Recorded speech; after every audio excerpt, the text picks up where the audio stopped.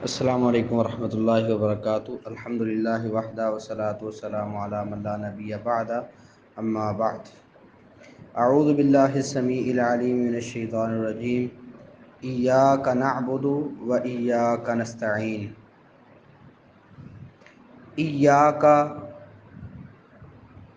صرف تیری ہی، نعبد ہم عبادت کرتے ہیں، و ایاک اور صرف تجھ ہی سے، نستعین ہم مدد مانگتے ہیں۔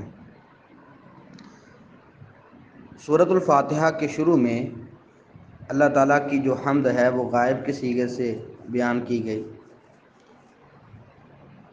اور ایاک نعبد اور اس کے بعد کی آیات میں اللہ تعالیٰ کو مخاطب کر لیا گیا ہے۔ اسے عربی میں التفات کہتے ہیں۔ اس میں اشارہ ہے کہ بندہ جب اللہ تعالیٰ کا ذکر کرتا ہے تو اسے اس قرب اور اس کی بارگاہ میں حاضری کا شرف حاصل ہو جاتا ہے۔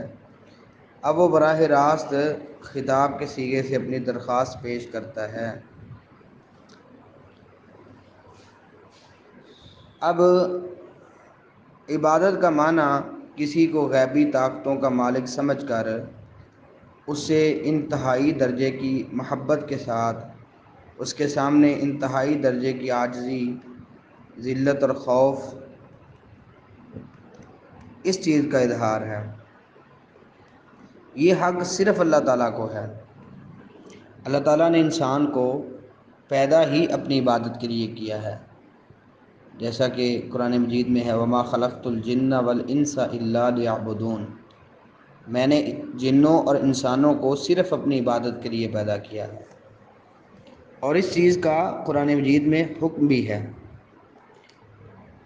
توحید کی جو 3 قسمیں ہیں، توحید ربوبیت، توحید الوہیت اور توحید الاسماء والصفات۔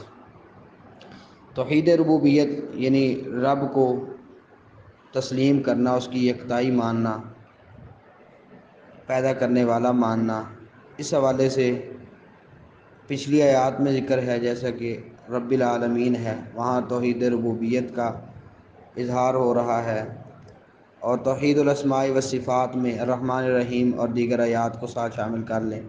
اور توحید الوہیت رب کو الہ ماننا، اس کی عبادت کرنا، یہ چیز ہے۔ اس بارے میں توحید کے ان اقسام کے حوالے سے الگ سے لیکچرز ریکارڈ پڑے ہوئے ہیں، جو احباب ذوق رکھتے ہیں انشاءاللہ ہم انہیں دے دیں گے، وہ سن سکتے ہیں انشاءاللہ۔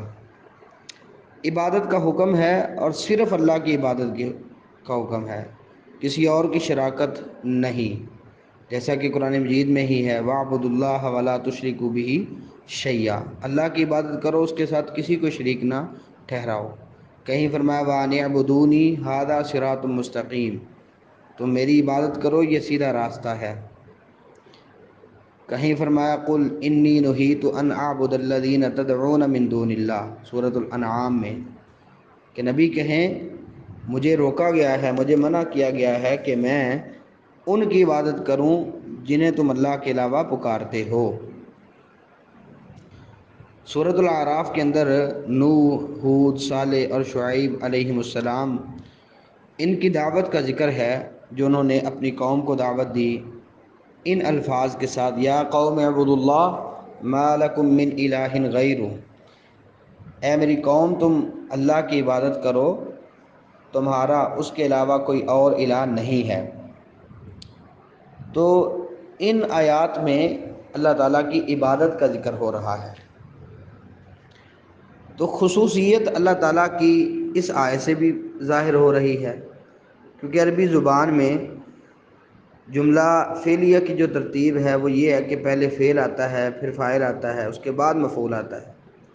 اگر بعد والے لفظ کو پہلے لایا جائے تو اس سے کلام میں تخصیص یا حصر پیدا ہو جاتا ہے۔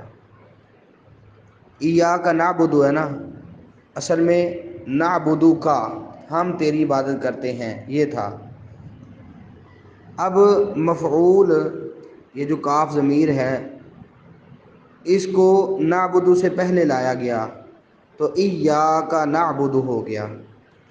جس سے کلام میں حصر پیدا ہو گیا، یعنی ہم تیری عبادت کرتے ہیں کسی اور کی نہیں۔ اس مفہوم کو ہم صرف تیری عبادت یا ہم تیری ہی عبادت کرتے ہیں کے ساتھ ادا کیا جاتا ہے۔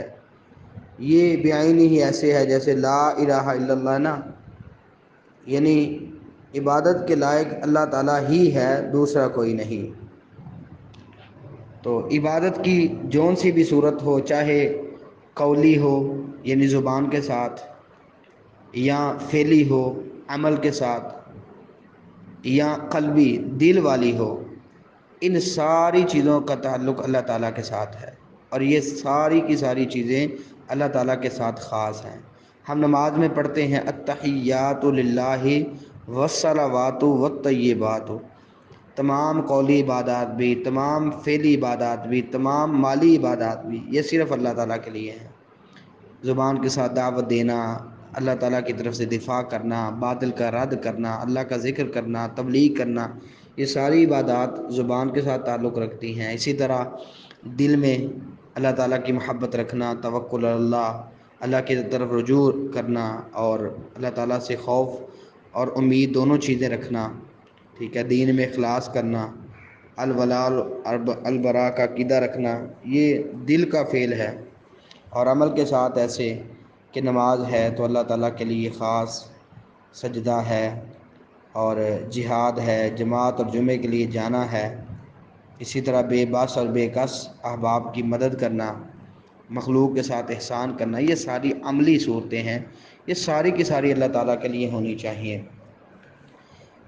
اگر کوئی انسان اس طرح اللہ تعالیٰ کی عبادت کرے اور اللہ کے ساتھ کسی کو شریک نہ ٹھہرائے، تو پھر اللہ تعالیٰ اپنے بندے کو معاف فرمائیں گے اور عذاب نہیں دیں گے، جیسا کہ بخاری مسلم کی سیدنا معاذ بن جبل رضی اللہ تعالیٰ عنہ سے مروی روایت میں ہے کہ بندوں پر اللہ کا حق یہ ہے کہ اللہ کے بندے جو ہیں صرف اسی کی عبادت کریں، اس کے ساتھ کسی کو شریک نہ ٹھہرائیں، اور پھر اگر یہ لوگ کر لیں تو اللہ تعالیٰ پر بندوں کا یہ حق بن جاتا ہے۔ حالانکہ اللہ تعالیٰ مستغنی ہے، لیکن اپنے اوپر حق رکھ لیتے ہیں کہ اللہ تعالیٰ ان کو عذاب نہیں دے گا، ٹھیک ہے، بلکہ اللہ تعالیٰ ان کو جنت عطا فرما دے گا۔ تو یہ عبادت کے فوائد ہیں اللہ تعالیٰ کی عبادت کو خاص کرنے کے۔ اگر عبادت میں شرک آ گیا تو ساری کی ساری عبادات اور جتنی بھی نیکیاں ہیں وہ ساری کی ساری برباد ہو سکتی ہیں۔ تو آخری بات یہ کہ عبادت کا انداز یہ ہونا چاہیے جیسا کہ حدیث میں آتا ہے ان تعبد اللہ کأنک تراہ، آپ اللہ کی اس طرح عبادت کریں گویا کہ آپ اللہ کو دیکھ رہے ہیں، ٹھیک ہے۔ تو پہلا سٹیپ یہ ہے، اگر آپ نہیں دیکھ رہے تو یہ تصور پیدا کر لیں کہ اللہ تعالیٰ آپ کو دیکھ رہا ہے۔ تو صرف اور صرف اس آیت میں یہ بتا دیا گیا ایاک نعبد، کہ صرف ہم تیری ہی عبادت کرتے ہیں، تو اس میں توحید الوہیت کا بھی اظہار ہے۔ اگلا جو ٹکڑا ہے وہ ایاک نستعین، انشاءاللہ اس پر پھر بات کریں گے۔ السلام علیکم۔